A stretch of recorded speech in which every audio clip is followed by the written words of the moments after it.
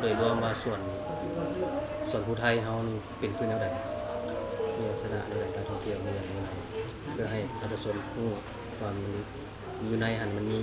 จุดดึงดูดแนวใดเพื่อให้ดึงดูดนักท่องเที่ยวมาเจ้าสบายดีนะข้าพเจ้าศรีสวัสดิ์ธีรวงศ์เป็นผู้ช่วยประธานเพิ่นในเป็นที่ปรึกษาของสวนนี่แหละในการก่อสร้างในการพัฒนา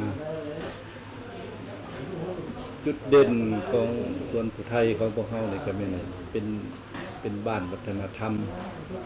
เพื่อรักษาอนุรักษ์ประเพณีฮีตของลาวโดยเฉพาะเป็นของชนเผ่าผู้ไทยซึ่งว่าพวกเฮานี่เน้นใส่เรื่องการสร้างเป็นเพื่อนชนเผ่าเนาะเพื่อนเผ่าผู้ไทยและการเก็บอนุรักษ์รักษาเรื่องเก่าของแก่วัตถุโบราณและพวกเฮาเน้นจุดเด่นของพวกเฮานี่เป็นเฮือนไม้แบบโบราณแล้วก็เป็นเฮือนเสาไม้แล้วก็มีเหล้าเขามีศาลาน้ำสางศาลาหล่อเกียนศาลาคบเขาแล้วก็บ่อนตำหูแล้วพวกเฮานี่เน้นใส่เรื่องการรักษาอนุรักษ์วัฒนธรรมเป็นเฮือนไม้และนอกจากนี้พวกเฮายังมีกิจกรรมต่างๆเป็นต้นว่าเรื่องที่พักโรงแรมอาหารและการบริการเรื่องมีการ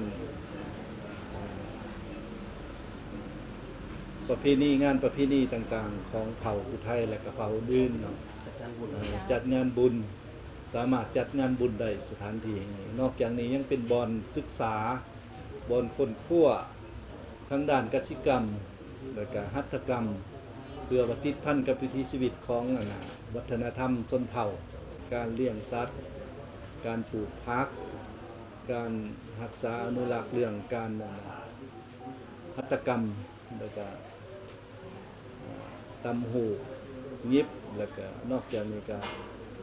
มีกิจกรรมอื่นเนาะการเฮ็ดอาหารการกินแบบพื้นบ้านแบบดั้งเดิมบ่หรือว่าเฮ็ดขนมเฮ็ดหยังต่างๆเจ้าแล้วส่วนผู้ไทยของเขานี่เริ่มเปิดให้บริการมาตั้งแต่วันเดือนปีใดส่วนผู้ไทยนี่พวกเฮาก็เริ่มเปิดบริการนับแต่เดือน2ปี2019มานี่เจ้าแล้วสุดท้ายนี้ได้ทานอยากนี้หยังเพื่อที่จะเชิญชวนให้ผู้ที่ยังบ่ทันรู้จักหรือว่าอยากจะเข้ามาลิ้นมาเที่ยวชมในสวนผู้ไทยของเราข้าพเจ้าก็เรียกร้องให้บรรดาพี่น้องประชาชนคนลาวทั้งชาติแล้วก็รวมทั้งชาวต่างชาติมาเยี่ยมชมเบิ่งว่ามันแม่นเป็นบ้านวัฒนธรรมแบบพื้นบ้านของชนเผ่าผู้ไทยและก็เผ่าอื่นเนาะซึ่งว่าพวกเฮาได้จัดไว้นี่ก็อยากให้มาเยี่ยมมาชมมาเบิ่งเพื่อเป็นการอนุรักษ์รักษาและเพื่อเป็นการสืบต่อรักษาแล้วก็เพื่อเป็นการช่วยสุขโยกในการรักษาวัฒนธรรมประเพณีต่างๆของเผ่าลาวเฮานี่ไว้ให้มันคงอยู่กับคนลาวต่อไปเนาะแล้วก็เพื่อดึงดูดเอาแขกบ้านแขกเมืองที่มาเที่ยวแล้วก็พาพี่น้องบ่หรือว่าหมู่คู่ที่มาจากต่างประเทศนะมาเยี่ยมชมเบิ่งบ้านวัฒนธรรมแห่งนี้เพื่อให้คนในโลกนี่ได้เห็นว่าเฮาก็ยังรักษาไว้ซึ่งว่าวัฒนธรรมดั้งเดิมของคนลาวเฮานี่นะเดี๋ยวขอถามเขาเลยนะเขาเอานำมาแต่ใส่หรือว่าเขาสร้างเอาเองสร้างขึ้นมาใหม่หรือเปล่าเครื่องเก่าของเกนี่พวกเฮาก็ได้กะสะสมไว้มาจากครอบครัวเนาะแต่ดนแล้วก็มีพี่น้องกองปลายต่างๆเป็นต้นว่าเครื่องนุ่งของถือแล้วก็มีกลุ่มที่อนุรักษ์รักษาเรื่องเครื่องนุ่งของเก่าของแก่แล้วก็พวกรักษาเครื่องเก่าแล้วเจ้าก็มาสมทบ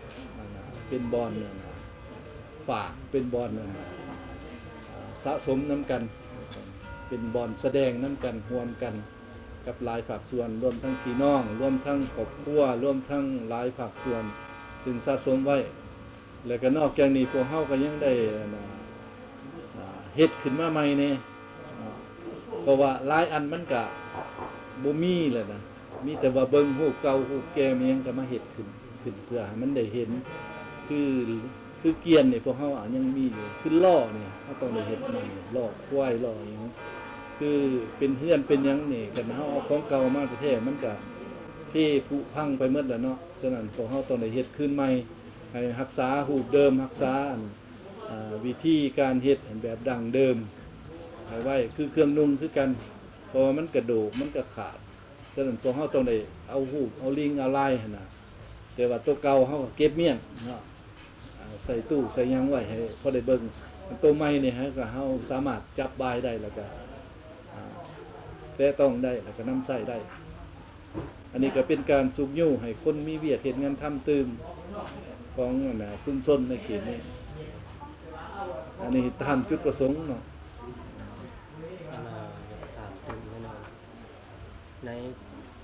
หลังจาก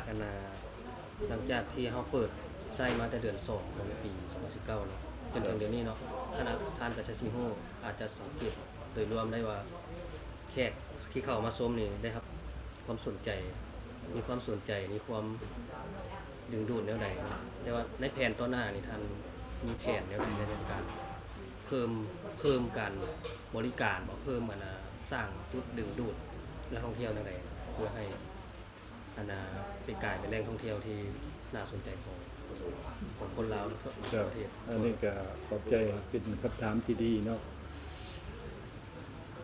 พวกเฮาก็พยายามเนาะอยากเฮ็ดให้ดีโดยเฉพาะเรื่องการบริการนี่ก็พวกเฮายังบ่ทันได้พร้อมปานใดเรื่องอาหารการกินเรื่องอันนี้ก็เรื่องบุคคลมันต้องได้ฝึกต้องได้ซ้อมเพราะว่าส่วนใหญ่แหละพวกเฮาเอาคนชนบทมาอยู่แล้วก็มันบ่ทันบริการมันต้องได้เรียนรู้ต้องใช้เวลาแล้วก็สถานที่ก็ยังเป็นสถานที่ใหม่แล้วก็หลายภาคส่วนก็ยังบ่ทันรู้จักแล้วเวลาเขาเจ้ามาเห็นก็ถือว่าก็พอใช้ได้ว่าซั่นซะก็ถือว่าเป็นบ่อนรักษาได้ส่วนใดส่วนหนึ่งของคนลาวเฮาบ่แม่นว่าได้หมดทุกอย่างแต่ว่าพวกเฮาก็สามารถรักษาได้ส่วนใดส่วนหนึ่งซึ่งว่าเฮ็ดให้คนลาวเฮานี่ก็ประทับใจผู้ที่มาเบิ่งมาชมหลายคนก็ประทับใจโดยเฉพาะคนต่างประเทศนี่เขาเจ้าก็ว่าดีหลายหั่นล่ะเนาะที่เขาเจ้ามาเห็นแล้วก็หลายๆต่างคนต่างประเทศนี่ก็ยังน้อยยังบ่ทันมีทัวร์ยังบ่ทันมีอันนั้นเลยมีแต่แขกมาเยี่ยมยามซื่อๆเนาะเป็นลักษณะการท่องเที่ยวเพราะว่าเฮาก็ยังบ่ทันได้กว้างขวางเรื่องการโฆษณาเพราะว่า